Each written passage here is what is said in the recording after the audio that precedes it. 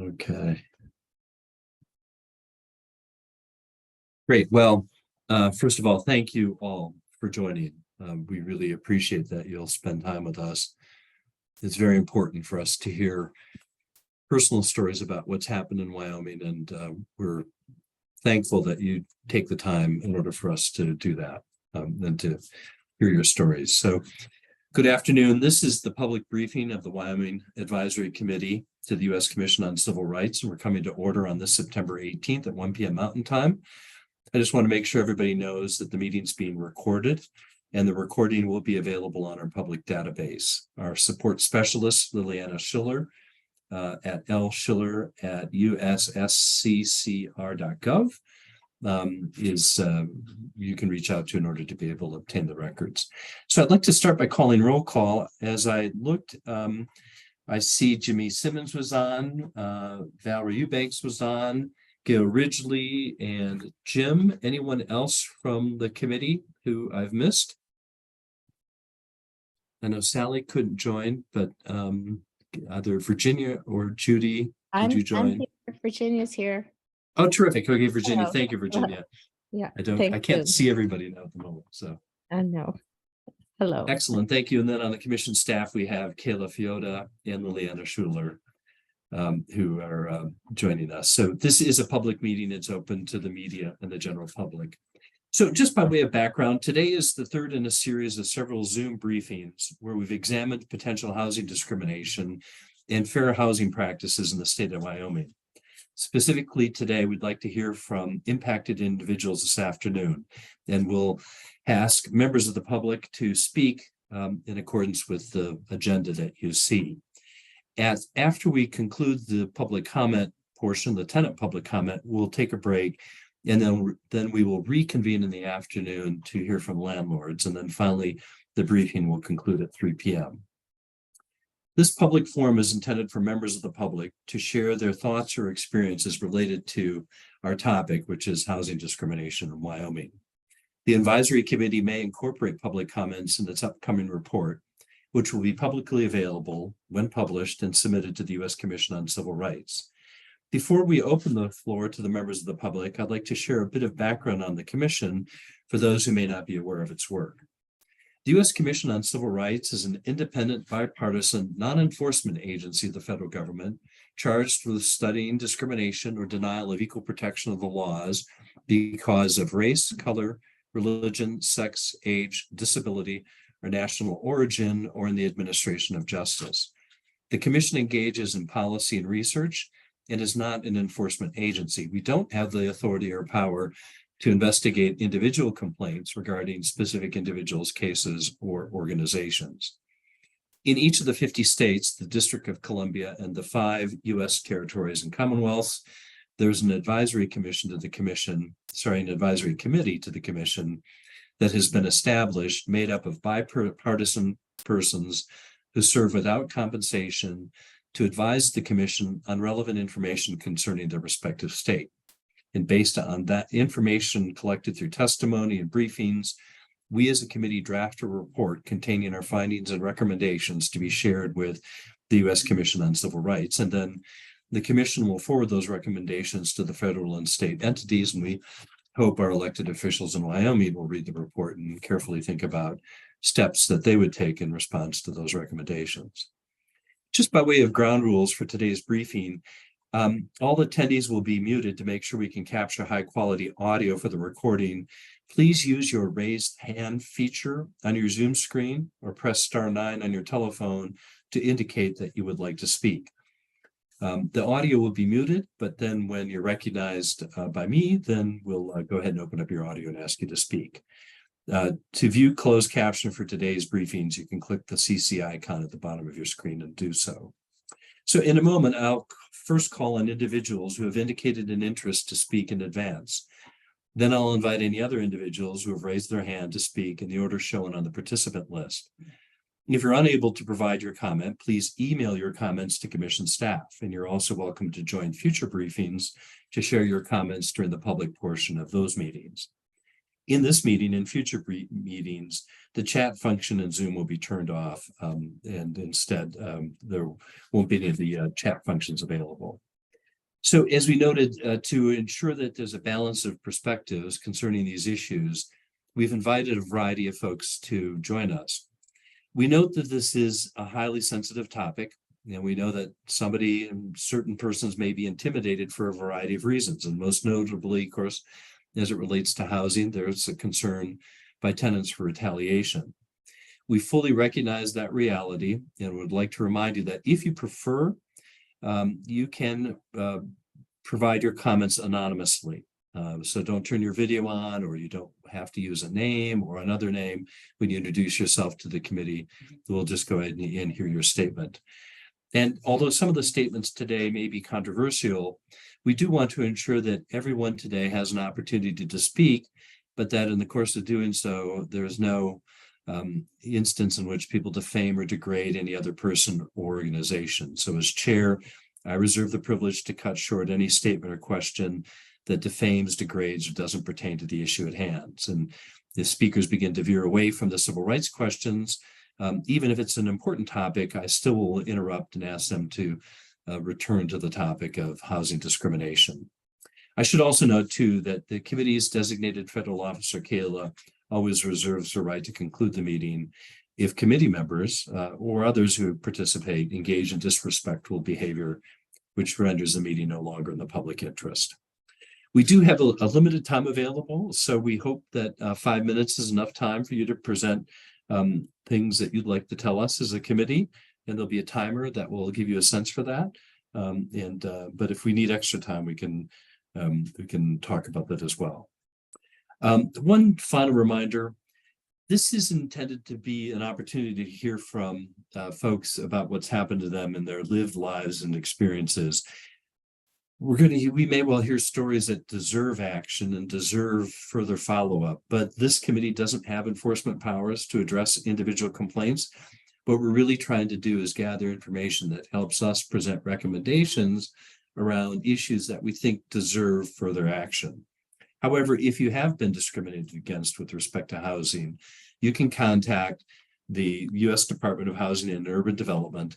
And there are, as the slide notes, there are specific places you can look to provide online complaints, particularly at the Denver office of HUD.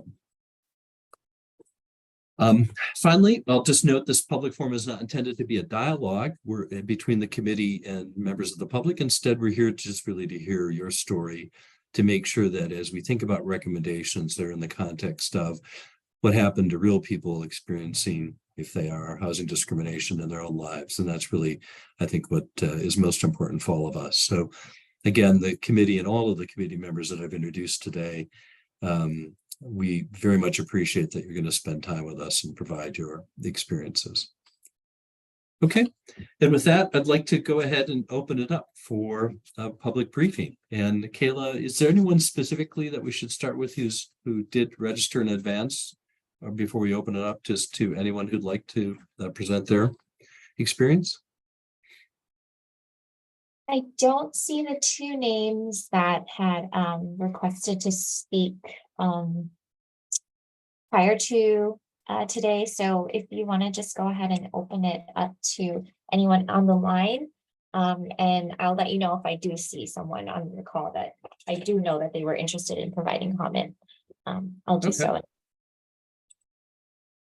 Okay, well, thank you so much. So then I go ahead and invite, and if you would perhaps just use your holding up the hand function, if you would, for any of the public who'd like to comment about experiences that you've had specifically.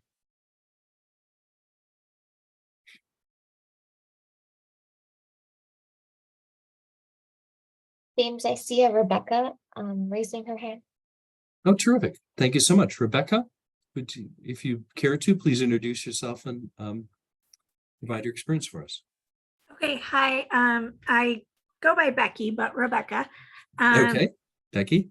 Yeah, I actually have 3 different examples. I applied for HUD housing actually, and I have a disability and I am low income. And I was going through the application process, had been approved, and the lady told me I could not have a ground floor apartment because a person after me who is in a wheelchair needed it. However, even though I look healthy, I am unable to go upstairs. So I could not move into that apartment. I've had landlords turn me down because I have Cheyenne Housing Authority, which I don't know if that's discrimination or not, but yeah. And then just landlords basically ghosting me when they hear that I have a companion animal. So those are my 3 things. I don't know if that's what you're Hey. looking for, but No, it is. Can I just, maybe if it's okay, I might just ask a couple of quick questions to make sure I fully understand. yeah. So in the first instance, a person in a wheelchair took the ground floor apartment, although you have a disability as well that doesn't allow you to go climb stairs to a second floor, I take it. Yeah. And she told me since the other person was in a wheelchair that she was getting priority. Okay, and then on the second example, when you say the Cheyenne Housing Authority, do you mind just explaining a little bit more about that, Becky? What do you mean by that? Landlords, is it like special voucher from the housing authority or something? Yeah, it's a Section 8 voucher, Mhm. which allows me to choose where I want to live, and they will pay a large portion of my rent. Some landlords love it because it's guaranteed rent. But I've had landlords just completely tell me absolutely not. And when the last one in the example of landlords ghosting you, is that you've submitted applications to rent, but they've never responded at all? Yeah, they are great about communicating, and then when I'm doing the application, I turn in the doctor's note saying that I have a companion animal that I need to have, and then they just either are like absolutely not, or they just no contact. If I call them, text them, email them, just absolutely no contact. And can I ask, and Caleb, maybe I think this is appropriate to ask, um, have you filed any discrimination complaints? Or No, so the HUD housing one, I Liliana? actually had a person tell me, like, gave me the paperwork and everything. But at that point, I was too insecure and not, I didn't understand it enough to actually submit it. I wish I would have because I would have won, but Mhm. Yeah. so yeah, that's the no. And then the other ones, I guess I didn't even think about it, to be honest. Okay, no. But Um, going forward, I'm a huge advocate now. So going forward, I absolutely will. understood.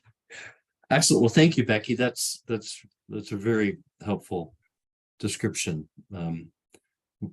You may have seen disabilities or something that has been an issue, certainly in the past, even here in Wyoming, where HUD's taken enforcement action. Other questions that people have for the committee about Becky's story? I guess with housing for people with disabilities being a big thing in Wyoming, I do know that the Independent Living Center, I think down in Cheyenne, actually had to contact landlords because they had to intervene because of a case with a landlord discriminating, and it was a Cheyenne housing situation. I can give you the name of the person who reported it, if you want to follow up with her. Maybe just offline. That might be Okay. helpful, Becky, if you don't mind. Thank you so Yeah. much. Can you put your Okay. email in the chat? Or I guess there is no chat. No, maybe just if you would send it to Liliana at the her email address would be great. Okay, perfect. Thank you. Well, thank you. That is really helpful, and I know certainly it's hard to come forward sometimes with these. Kayla, our next one, I see Mrs. Groves is on the line. Should we ask Ms. Groves to speak? Yep, absolutely. And Ms. Groves, you are on mute, and so you'll probably have to hit *6 to unmute yourself.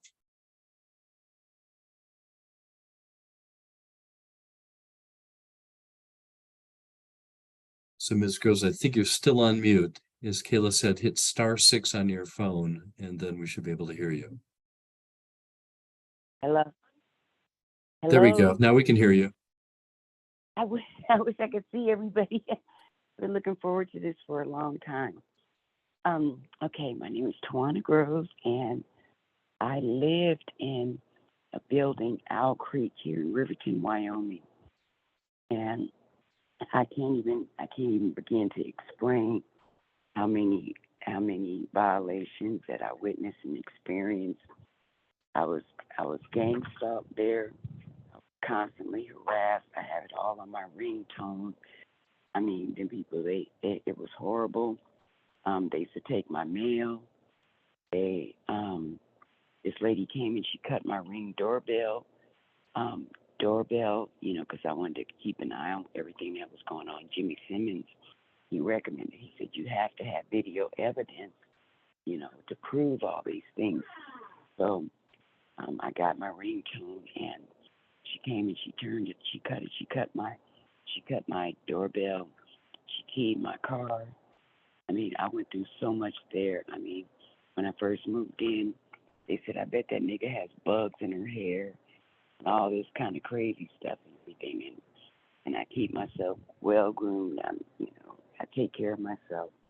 It was just me and my dog, Frank, and he's so intelligent and smart. I mean, we never disturbed anybody as far as I could see, just except for my presence. And things got so bad there. I mean, I would call the police and tell them stuff, but they would call the managers of the building. It was Cameron and Cheyenne West were managing Owl Creek at the time, and they would call them. The police would call them, and they would say, "Oh, she's crazy. Nobody's bothering her," and all this stuff. So they never came, and that just kept them going. Well, Tammy Grasmick is the property manager. I mean, the general manager, I guess you would say. And she worked in Evanston and in Jackson and worked nighttime as a nurse. So she left the running of the place to the managers and to Terry Stone and Louis, I can't think of his last name, Fancher, Louis Fancher. They were the two maintenance guys. And they used to come into my apartment all the time. I'd go to the grocery store and come back. My TV would be turned off. One time I came home and somebody had peed in my apartment on the floor by my bed. I mean, and these people were relentless. It was nonstop. And it was just me and my dog, and I go to the police and everything. I really had no help. And finally, and when I did call, I called the police. I think that they responded that day. Because I told them, I said, I'm sick of this. I said, Kathy just came to my house and cut my ringtone. I said, somebody better get here quick before I get to her. And then they came. They came really quick.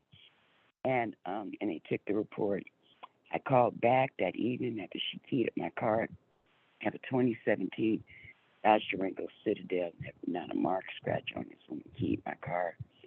And when I called the police the first time, Cameron West gave me a notice saying that I was supposed to come to him first, but as soon as she did it, I sent the video recording to him. No response. It was like they were all working together, and I'm just imagining this. I mean, it was just a rebellious revolt. I mean, I don't know. And they said, well, we have another black guy downstairs, and nobody bothers him. I said, well, he, he goes along with the program, and he's really not that smart, and he's easily manipulated. I said, but all I wanted to do was have a peaceful place, live, and put myself back together, heal my mind. I said, you guys have done everything to prevent that. Well, then when I called the police the second time, he gave me a 3-day notice or something for calling the police. They said they didn't want the police on their property. Then when I called them back to report my car being keyed so that I can get turned into my insurance, Cameron and Cheyenne West came up and they started talking to the police officer. And when I called the courthouse to ask if it, to see when I had to go to court on it, they said it had never been reported. That the officer actually didn't care about what I was saying. He went with what the manager said. Well, when Tammy Grassmick heard about this, she immediately came to the property and she fired the both of them. And then she hired a new young lady named Shallon. I can't remember her last name. But Tammy, she said, Tawana, she said, I really need you to move. She said, I'll help you in any way I can. She said, these people are too mean, they're too hateful, they're too sneaky, and I can't catch them, I said, Tammy, I got them on videotape, but anyway. But I'm glad that she did encourage me to move because I have a really nice place that I enjoy. But it was just horrible. It was just horrible. I mean, it was like the whole entire building, were just focused on harassing and molesting and trying to destroy me. And it was really, really hard. And when I left, my dog, Frank's never been sick, nothing. He's completely healthy. Take better care of him than I do myself sometimes. And when I left there, he had these long, they said they were skin tags, but I don't think that they were. They were some kind of parasite, like whatever. And it was one stuck to his butt and to his inner thigh and to the side of his leg, And it was just, I went through so much. Went to my doctor, Carol Fisher in Cheyenne, and she said, Tawana, she said, that you're under too much anxiety and stress. And she said, the blood pressure is so high, you could have a stroke at any minute, And she said, well, I think you should just try to find another place. I said, Dr. Fisher, it's not right that these subsidies and this help has been provided by the government, and they have laws that people have to follow, and that I should have to go through all this and nobody can do anything about it. I said, this isn't right. I said, they're receiving government money and everything else. That this is terrible. It was sort of like being in the movie Rosewood. I don't know if you guys are familiar with that movie. It's Ving Rhames and John. Anyway, yeah, and the people they just were destroying all these people and everything. I think it's only by God's grace that I'm here today, because anybody else couldn't have made it through what I went through the whole time. Tawana? I mean, these people were. Yes. Mr. Chairman, could I speak? Yeah, please, Jimmy. I had a couple of follow-up questions for Ms. Groves Okay. anyway. But The situation was so intense. I drove over and met with the manager. She drove down from Jackson and met with me. And she explained, she said, Mr. Simmons, Ms. Tawana is in a very dangerous environment here. I have to evict her for her own safety. So they gave her 3 days to move out of that place. And this is the second time that it's happened in a facility that is subsidized by the federal government. She just told you about the second one. The first one, they actually said that we didn't have any problems until she came. We already have one Black person here. We don't need another one. And so that's the Right. that's the And the situation. lady that wanted she's to in. sleep with me. It always starts out as we always have one, we don't need any more. And they're It thinking just- by one. And just for the record, Ms. Groves, you're Black, and the the sort of things that are occurring here clearly were race-based. Yes, yes. I mean, horrible. I don't even know how people made it 30, 40 years ago, 50 years ago, after what I experienced. I don't even know how they lived through that. The first place that I moved here, the lady L, I can't think of her last name, but she wanted me to move in with her. You know, she said, "Juan, I'll take care of you. Let's come live with me." And she fixed her place and everything. And I was like, I don't know no lady over 50 that I just met 2 weeks ago that I wanted to move in with me, unless I was trying to have a relationship with them or whatever. And so I let her know that, babe, I can't live with you or anybody. I have to be by myself and everything. And so I just kind of steered clear of her. And then that's when the heat was on. I mean, and so I learned about a woman scoring. I never knew anything about anything like that. That lady was relentless to the point that I had to call Jimmy to come down there, and he talked to him, but it didn't stop because they know that there's nothing anybody can do. Nobody's going to say anything. You know, they're not going to, you know, it's like an institution. These places are like institutions. And if anybody says anything or does anything, they'll just try to destroy them and destroy their credibility. Can I ask, Ms. Groves, But I know you called the police, and just out of curiosity, did you try reporting this to the Federal Housing and Urban Development Agency? I called, I had a HUD discrimination specialist, Johnny Harvey, but at that time it was COVID. And so nobody could, you know, come out to see and everything. And I just became so overwhelmed with the situation. I didn't even know how to, it took everything I had just to get up and get dressed and take care of myself. It was just so much pressure on me all the time. Mm-hmm. And I really didn't know who to reach out to except for Jimmy Simmons. No. Well, a good place to reach out. Other questions from members of the committee?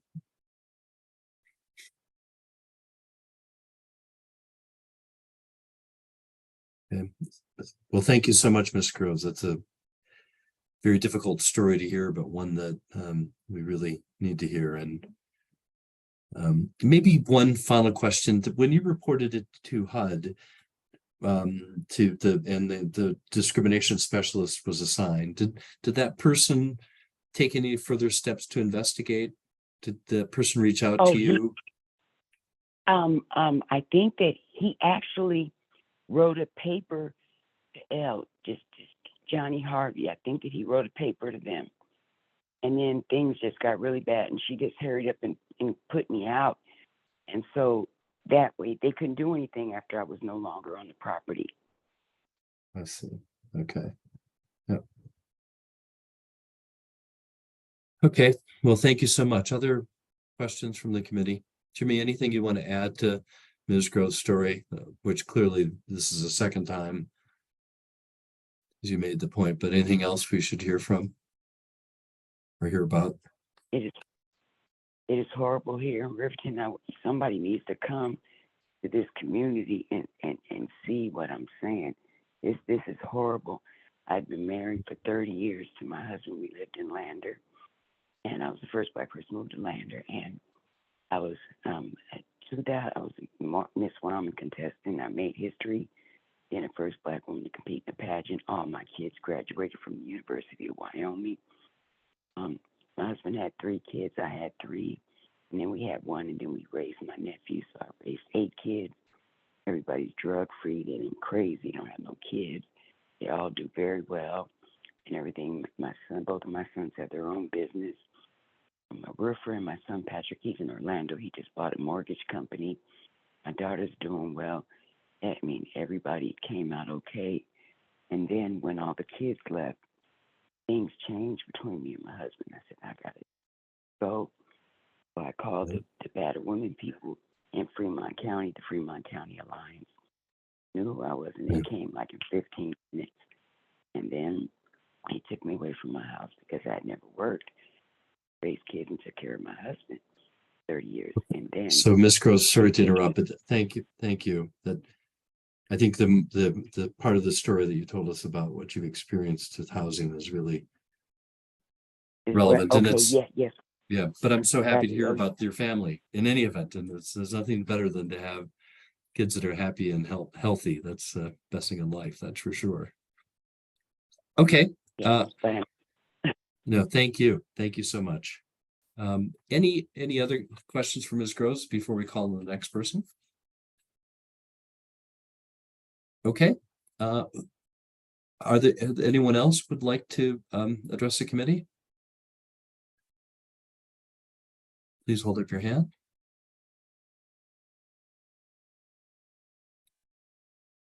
Sure, Valerie. Sure. Thank you. I was just curious about the precise time frame that Ms. Groves was making reference to. She did say something about COVID, so I assume it's within the past 2-3 years. Is there anything else? Because it seems as though something is still happening. I would like to contextualize that a little bit more. Is she there? Okay. Ms. Groves, when did this all occur, and is it still going on? it all occurred at I just moved here the 1st of August, to Woodbridge Apartments. Oh, And but I don't think the previous experience when you were at the place where you eventually left, because of what had happened. how long had I been there? Mm-hmm. I was there for 2 years. And then left in August of this year. Yes. Just I just didn't believe that people could do these things and get away with it. So I just was trying to stand my ground and just try to, but yeah. And then finally the property manager, she said, Jimmy, I need, she's not safe here. And this is just going to get out of hand really soon. And she says, I had to give her 3 notes. I need her out of here because I don't need that on my conscience. understood. And then you moved out as of August. So, yep.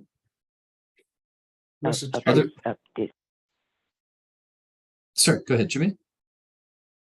Mr. Chairman, the manager heard other tenants planning to kill Miss Groves. That's why she escalated it to the point that she had to get Miss Groves out of that situation. That's how bad. Understood. Yeah. That certainly reflects the severity.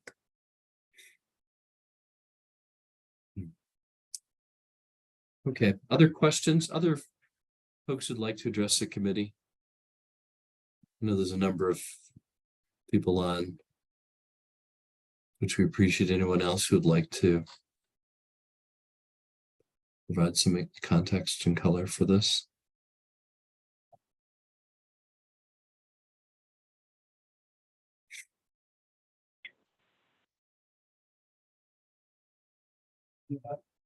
Kayla, is anyone else raising their hand?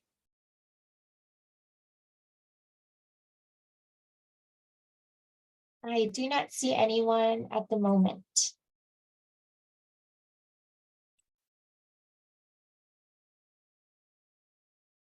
All right, we'll give folks a moment.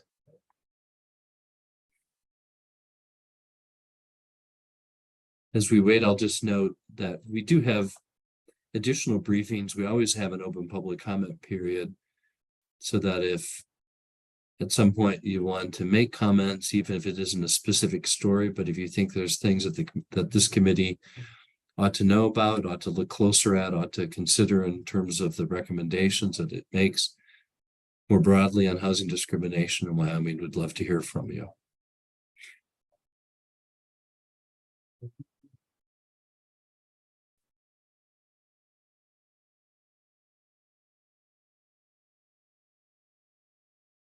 Okay, we're almost at the end of the 1:40 mark.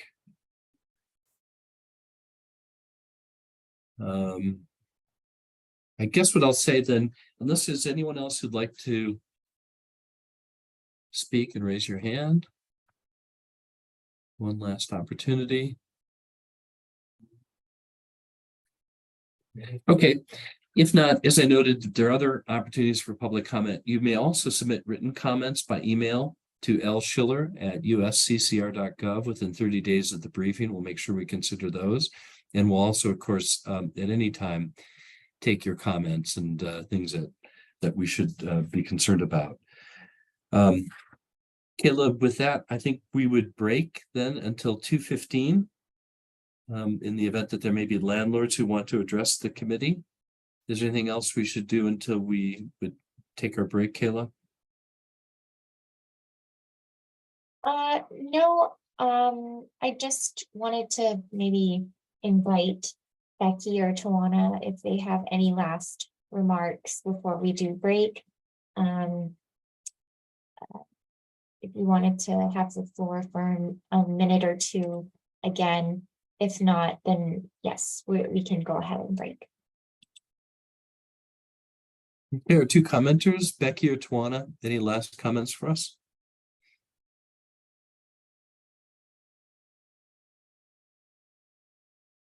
Hello? Yep. Hello? Becky has her phone raised, just a note. Go ahead, Becky, please. I'm just I just wondering, wanna do thank you you. want us to stay on the line for the landlord portion? Totally up to you. We just wanted to make sure that there be a special time for tenants and a special time for landlords so that it wouldn't be like tit for tat or anything. But if you'd like to, please do. But otherwise, that's the reason we'd split it up. Perfect, thank you. I just have another meeting to get to. Yep, no worries at all. Ms. Groves, any further comments from you?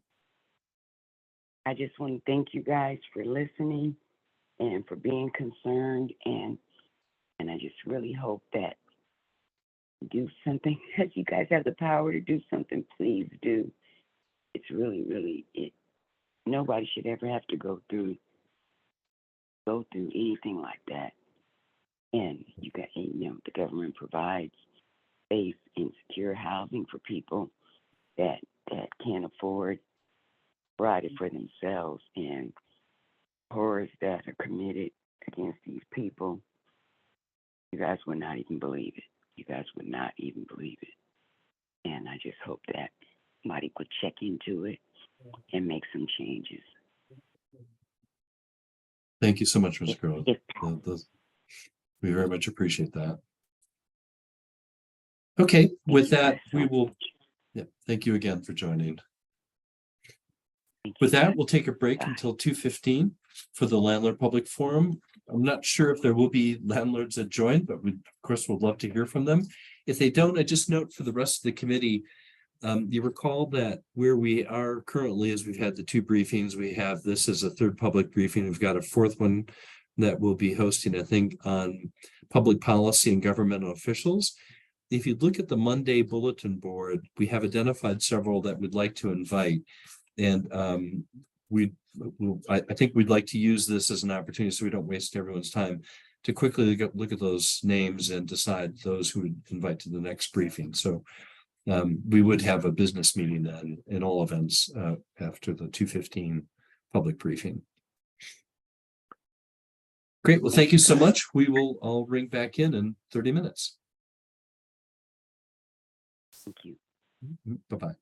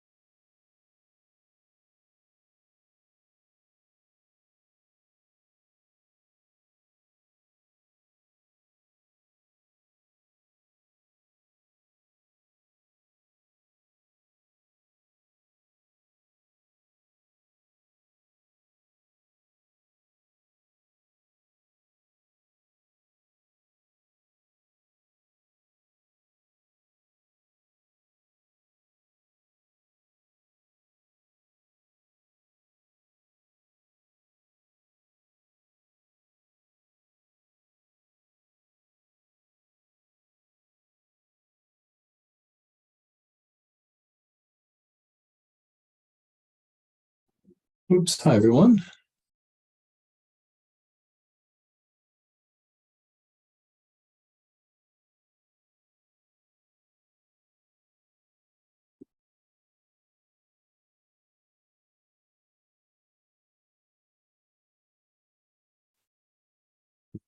Just give it a couple of more minutes.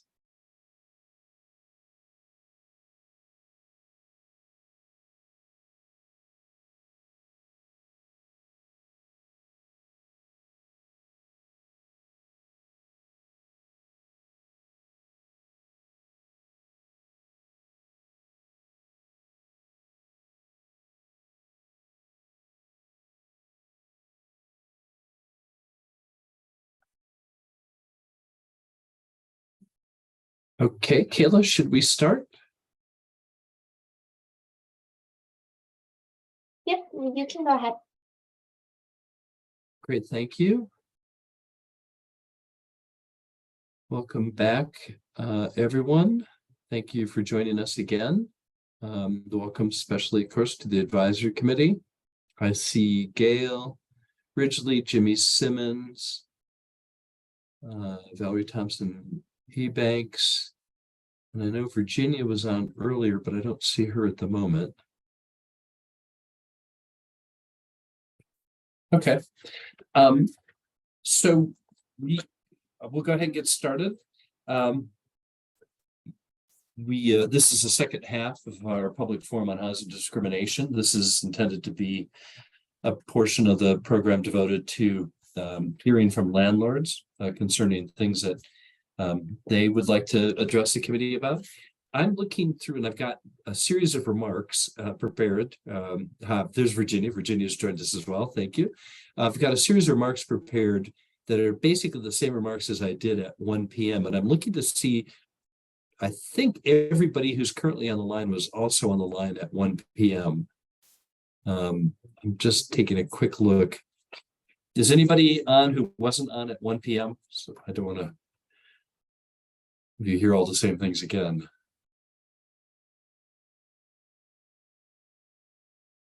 And we do have some new people joining us. Oh, do we? Okay. All right. Well, then, thank you. Sorry. Then my recollection incorrect. I'll go ahead and just go through the remarks and with some apologies to those who heard it before. This is the public briefing of the Wyoming Advisory Committee to the U.S. Commission on Civil Rights. We're going to reconvene for our public forum on housing discrimination for housing practices in Wyoming at 1 o'clock Mountain Time. Of course, this is a continuation then at 2:15 Mountain Time, and it's for the Landlord Public Forum. Recall, if you will, that this meeting is being recorded. It will be available. The transcript for it will be available on our public database. And please feel free to contact our support specialist, Liliana Schuler, at ussccr.gov in order to obtain those records. I'd like to take a quick roll call. I think we started it with the committee members. I see, as I said, Gail Ridgely, Jimmy Simmons, Valerie Thompson Ebanks, Virginia Arbery are all on the line. Thank you for joining. We also have two of our staff from the commission, Kayla Fiota, who's our designated federal officer, and Liliana Schuler, who's our support specialist. So thank you all, and thank you for your good work on the meeting. This is the third in a series of Zoom briefings where we've examined potential housing discrimination and fair housing practices in the state of Wyoming. Today, we want to hear specifically from landlords. We heard earlier from tenants and those who were specifically impacted by these kinds of practices. This public forum is intended for members of the public to share their thoughts and experiences related to this issue. The advisory committee may incorporate these public comments in our upcoming report, which will be publicly available when published, and then submitted to the Commission on Civil Rights. We'll also submit it to the elected officials here in Wyoming, hoping that they take action on the recommendations that we make. Before we open it up to the floor, rather, to members of the public, just to share a little bit of background on the U.S. Commission on Civil Rights. The U.S. Commission on Civil Rights is an independent, bipartisan, non-enforcement agency of the federal government charged with studying discrimination or denial of equal protection of the law because of race, color, religion, sex, age, disability, or national origin, or in the administration of justice. The commission engages in policy and research and is not an enforcement agency. We don't have authority to investigate individual complaints regarding specific individuals' cases or organizations. In each of the 50 states, the District of Columbia, and each of the 5 U.S. territories and commonwealths, an advisory committee to the commission has been established, and it's made up of bipartisan persons who serve without compensation to advise the commission on relevant information concerning the respective state. Based on the information we collect, and as I said, this is a third of our briefings, and we'll have more in the future, we will draft a report containing our findings and recommendations, and we'll share those with the U.S. Commission on Civil Rights. So in terms of today's briefing, for those who'd like to speak in the afternoon, just so you know, all attendees now will be muted. We want to make sure we capture high quality audio for the recording. If you'd like to speak, please use the raise your hand feature on Zoom or press *9 on your telephone to indicate that you'd like to speak. Then I'll go ahead and recognize you, and then you'll be unmuted. If you'd like to get closed captioning, of course, just press the CC button at the bottom of your screen. In a moment, I'll call first on any individuals who've indicated an interest to speak, and then I'll call in any others as you raise your hand. If you're unable to provide your comments or you'd prefer to make them in writing, please email your comments to the commission staff. You can send it to Liliana Schuler at the address that was previously shown. You're also welcome to join our future briefings to share public comment during the open comment periods.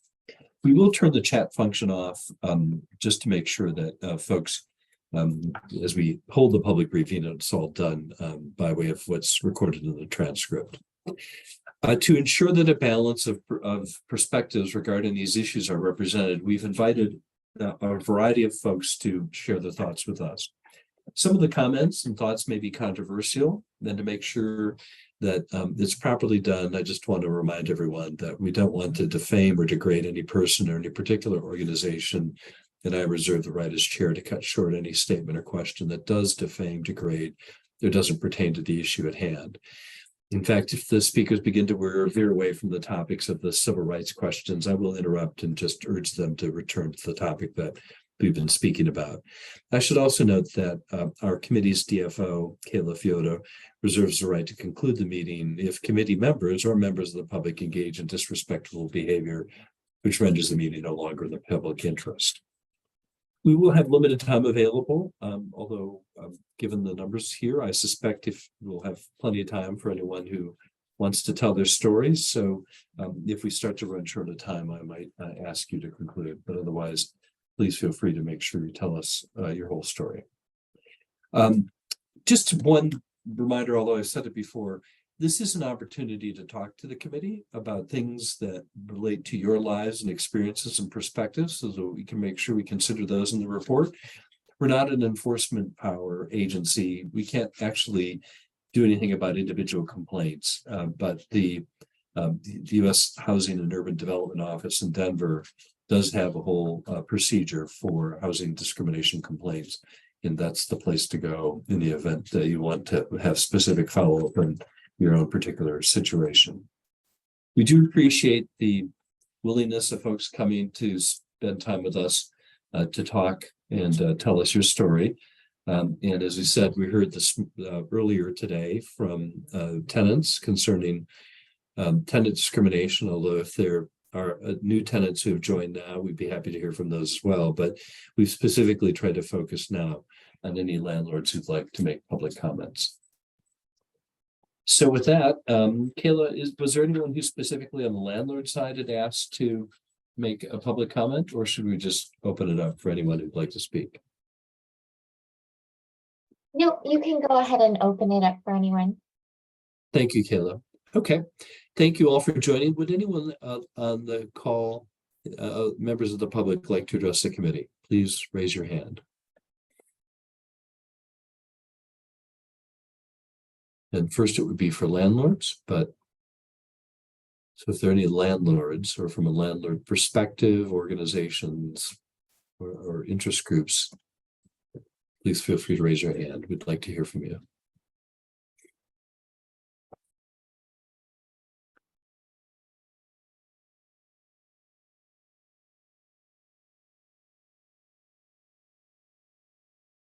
Okay.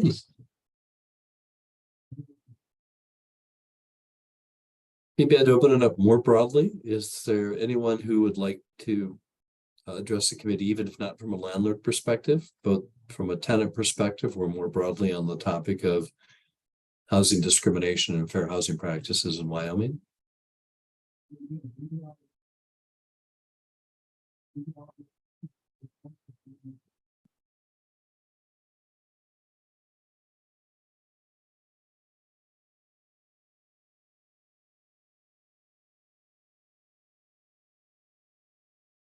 Give everybody a moment.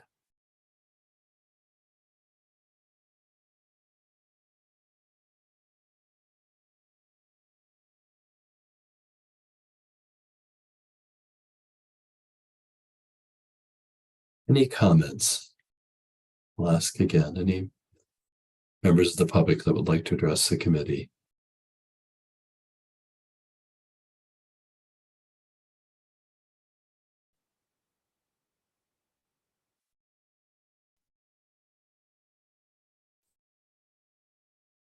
Well, just in case anyone changes their mind, I'll just want to note that if you did want to provide input to the committee, again, the topic broadly of housing discrimination and fair housing practices in Wyoming, and you'd prefer to do so in writing, please email your remarks to Liliana Schiller.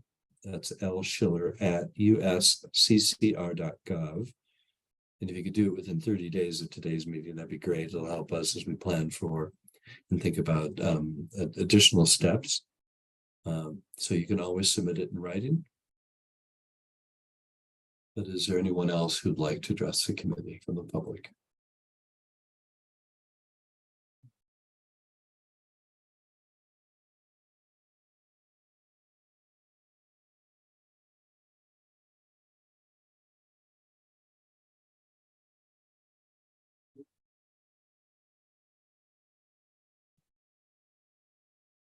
Okay, Liliana, or Kayla rather. Do we need to wait any further before we then switch to next topic at hand? No, I think we can move on to committee business.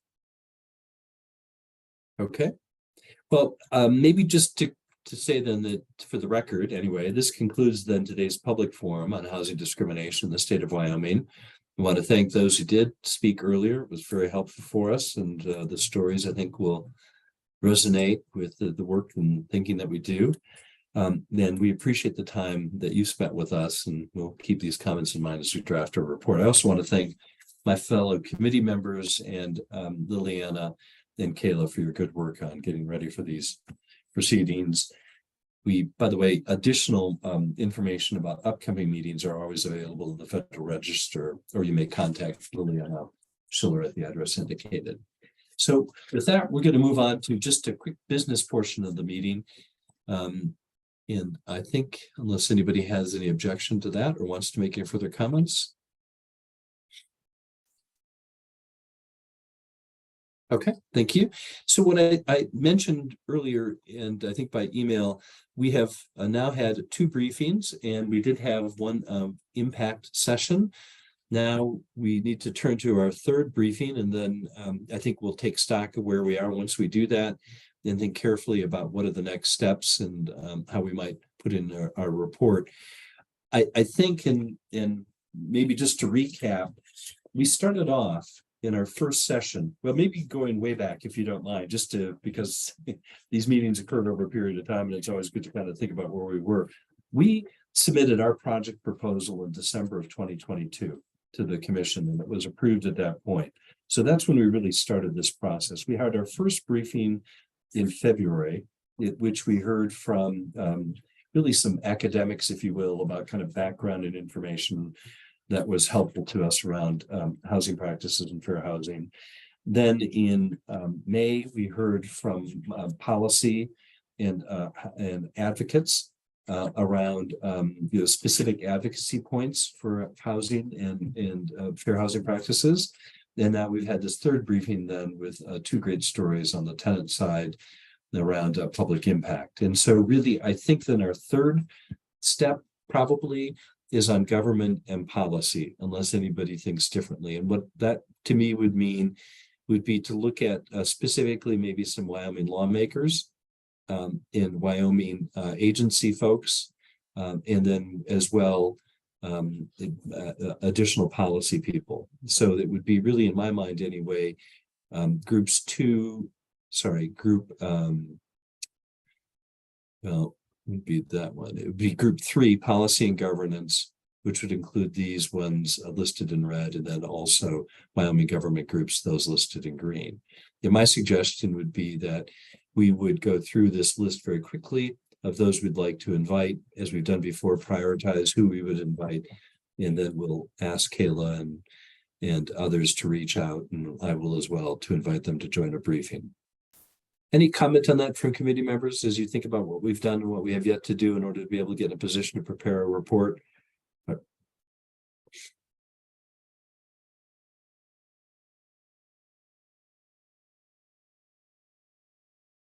Does that make sense if we were to, for example, one person I was thinking about as I thought about that issue is Becky Hanna. It's somebody that had been suggested by Angela. I recall Angela had worked with us in the past, and there you can see, I hope on my screen, what Becky Hanna has done before, conducted a study on housing affordability and looked at housing in Laramie, which would probably be a very good example of vibrant housing market in Wyoming. Maybe Jackson on one side, other communities on the other, maybe Laramie in the middle. But Becky might be somebody who would be able to help us think about the governance piece and the policy piece. And then as well, I thought it would make sense, for example, to hear from Senator Scott, if he'd be willing to join. Senator Scott was one of the sponsors, and really, from what I understand, very involved with the passage of the Wyoming Fair Housing Act. And maybe would want to talk a little bit about how they thought about it and how they thought going forward.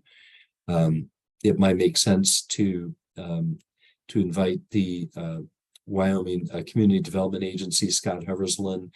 They're responsible in Wyoming as the main agency, Wyoming agency responsible for housing, and they are the agency that's preparing the report on housing in Wyoming for HUD, and might be able to give us a policy perspective as well. And then finally, Lori Urbichet.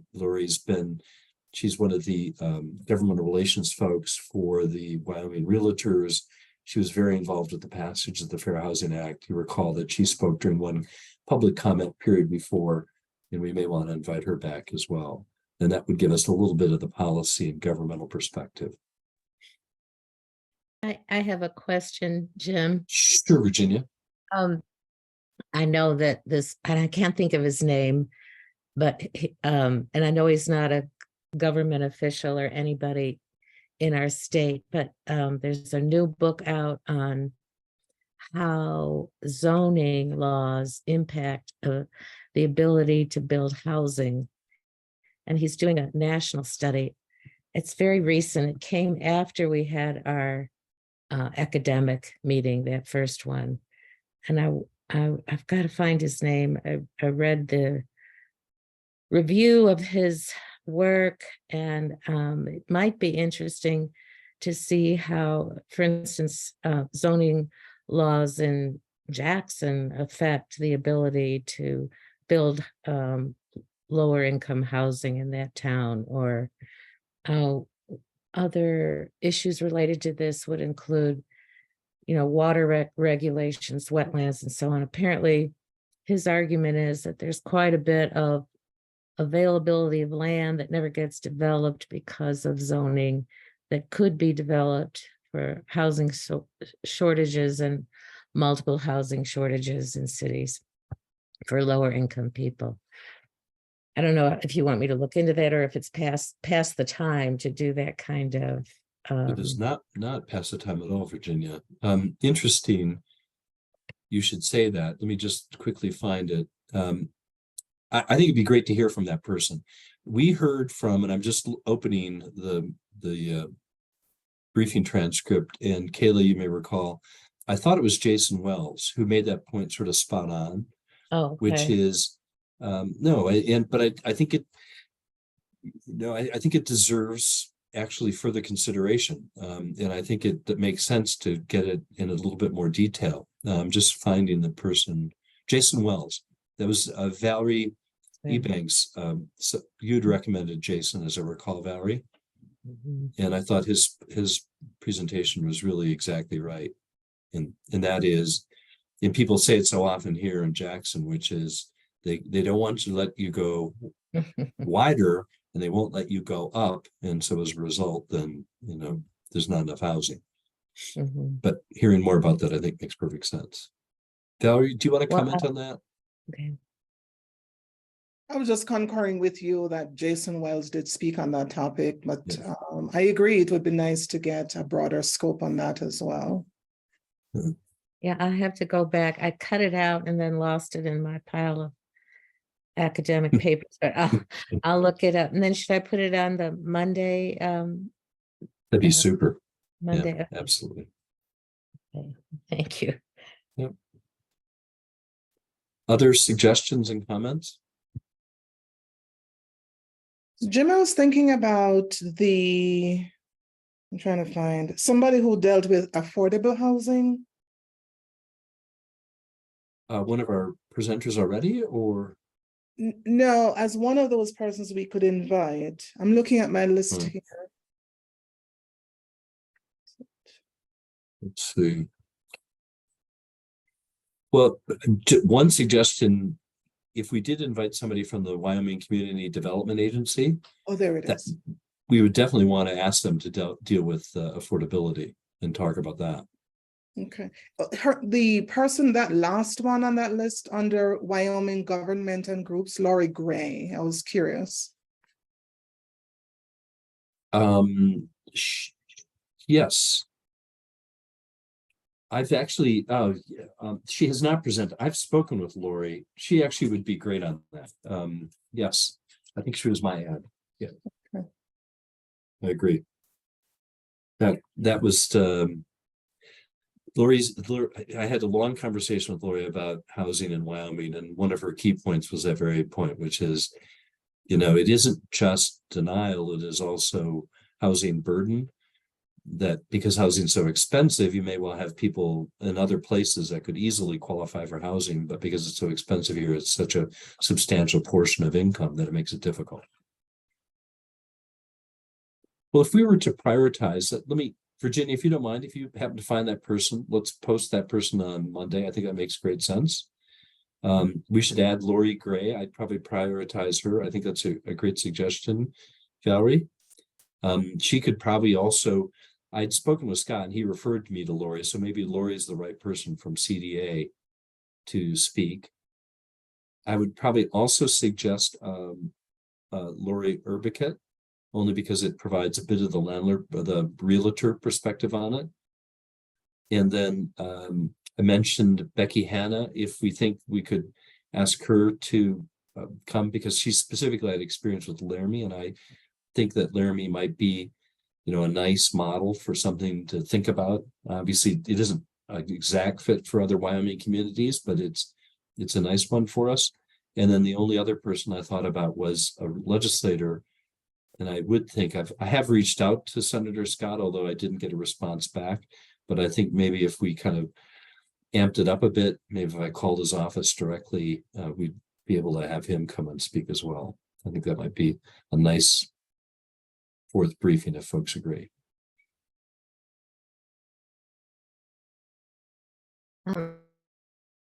Another thought, I didn't know whether we had ever discussed the Indian reservation and the difficulty for housing that some of the Indians seem to face. And I know the representative of the That's Fort Washakie area.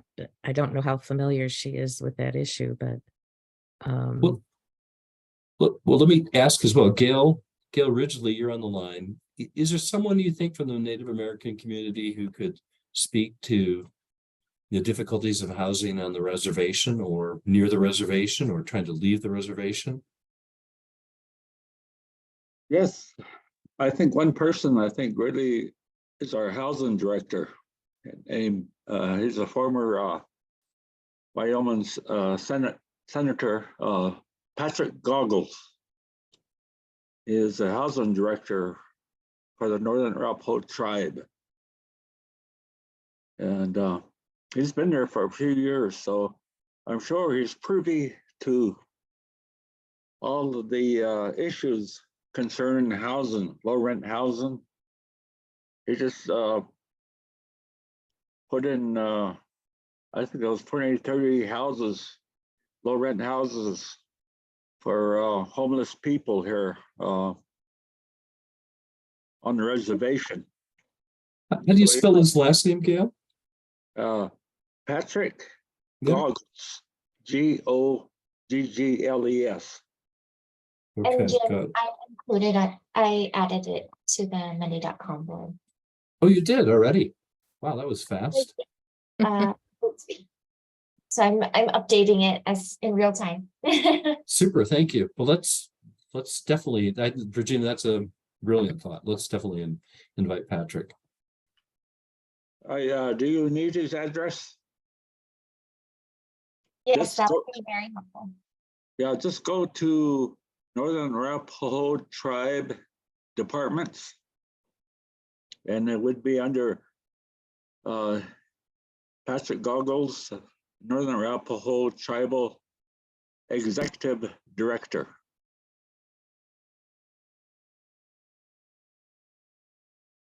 Okay, thank you. So that just quick recap, not necessarily in order at the moment. Becky Hanna, we've talked about. Patrick Goggles, we've talked about. Senator Charles Scott, we've discussed. Lori Urbicut and Lori Gray. Can I make another comment? This is Gail. Yeah, absolutely, Gail. Okay, there's not on the Shoshone tribe, Eastern Shoshone Tribal Housing. There is a director, I heard him speak at the local housing concerns here a couple months ago. And his name is Charles Washiki. Hmm. He seemed to be a good go-getter and advocate for people, tribal people looking for housing. To me, he goes he goes the extra mile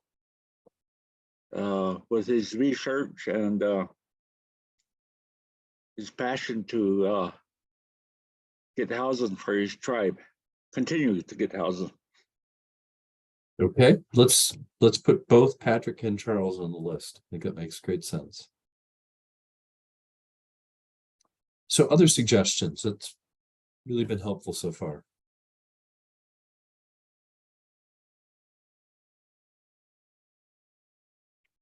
So if I were to, unless there's any else, so we've kind of quick recap one more time because we'll take a vote on it. We have Becky Hanna, we have Patrick Goggles, we have Charles Washiki, we have Senator Scott, we have Lori Urbicut, we have Lori Gray, all of whom would be kind of policy government, but specific with respect to housing. The only other thing I thought about actually, and I didn't see, I was looking to see if we had somebody on the list, but would it make sense to have someone from for example, the Cheyenne Housing Authority that I know specifically, for example, also covers another community, but I didn't see anyone on our list around that.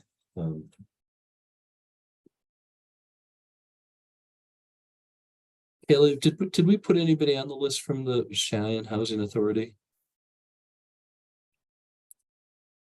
I don't think so. Look like it. I don't see it. Okay. So those would be the proposed persons that we might extend an invitation to. Any comments on that?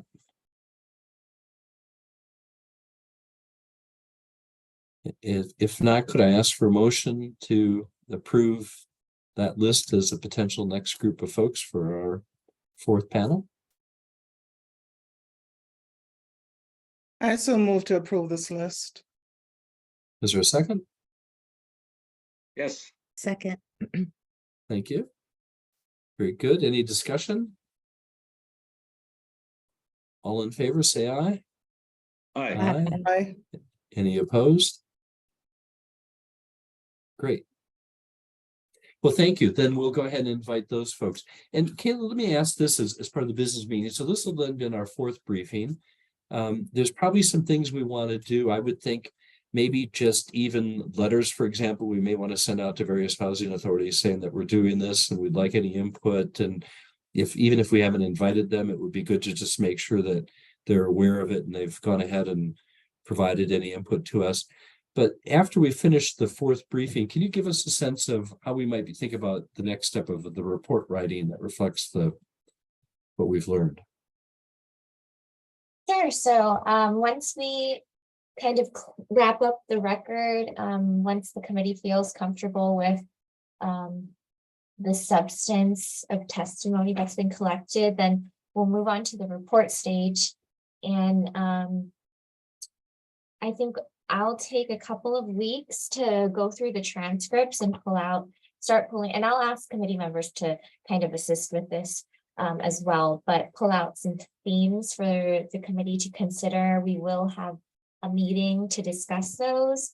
And then narrowing down findings and recommendations. And then I will again take probably a couple of weeks to put together the draft report and share it with you all and get feedback before meeting again. Perfect. Thank you, Kayla. I mean, my own view personally, but obviously looking for input and comments from the rest of the committee. I'm not sure that we'll be ready to do that after the next briefing, but I would think after the next briefing, to the extent that there's another briefing, it may be with respect to specific issues that are particular. In other words, no need to know more to go to analysts or government or impact or whatever. We might say, here are 3 or 4 things that we really want to specifically hear about that would relate to what we think should go in the report. And then if there would be a 5th briefing, it would be based on that. That would be specific things that we think deserve follow-up, or based upon what we've learned from the other briefings, we would say this is an open issue or loose end that needs to get tied up. That's kind of how I'd be thinking about it, so we could move to a report to make sure that we get one done timely. Any comments on that? Anybody's, as you think about what we're doing? That makes sense. I'm sorry, I keep thinking of other categories. That's okay. Please do. But I think about, we live close to the Wyoming Resource Life Center for mentally challenged, disabled people. And we also have several neighborhoods in Lander where elderly people who have lost their primary income and are living on Social Security and small savings.